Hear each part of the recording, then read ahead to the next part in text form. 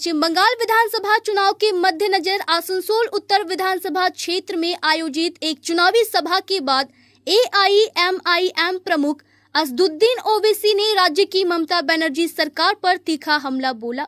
उन्होंने अपने संबोधन और सभा के उपरांत बातचीत में कई गंभीर आरोप लगाते हुए राज्य की कानून व्यवस्था, प्रशासनिक कार्य प्रणाली और सामाजिक हालात पर प्रश्न चिन्ह खड़े किए। सभा समाप्त होने के बाद प्रवर्तन निदेशालय द्वारा आईपैक के सह संस्थापक विनेश चंदेल पर की गई कार्रवाई के संदर्भ में पूछे गए सवाल पर ओवैसी ने कहा कि उन्हें इस मामले की विशेष जानकारी नहीं है। उन्होंने स्पष्ट शब्दों में कहा, यह कौन है हमें नहीं मालूम। इस बार हर मुद्दे पर अंतिम फैसला जनता ही करेगी। अपने भाषण के दौरान ओवैसी ने मुख्यमंत्री ममता बनर्जी पर सीधा निशाना साधते हुए आरोप लगाया कि बीते 15 वर्षों में राज्य के मुस्लिम समुदाय के साथ अन्याय और उपेक्षा हुई है। उन्होंने कहा कि सरकार ने केवल वादे किए, लेकिन जमीनी स्तर पर समुदाय के विकास के लिए ठोस कार्य नहीं किए गए।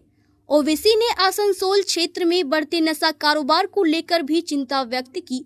उन्होंने आरोप लगाया कि इलाके में नशा तस्कर खुलेआम सक्रिय हैं और प्रशासन इस पर प्रभावी नियंत्रण स्थापित करने में विफल रहा है। उनके अनुसार इससे बड़ी संख्या में युवा नशे की गिरफ्तार में आ रहे हैं, जो उनके भविष्य के लिए गंभीर खतरा है। एआईएमआईएम प्रमुख ने ये भी आरोप लगाया कि उनके चुनाव एजेंट एजाज अहमद पर कुछ असामाजिक तत्वों द्वारा हमला किया गया। इसके साथ ही सभा के आयोजन में भी बाधा उत्पन्न की गई। उन्होंने कहा कि कार्यक्रम से जुड़े टेंट और साउंड सिस्टम के कर्मचारियों को कथित रूप से धमकाया गया, जिसके चलते उन्हें निर्धारित व्यवस्था के बजाय खुले आसमान के नीचे सभा आयोजित करनी पड़ी।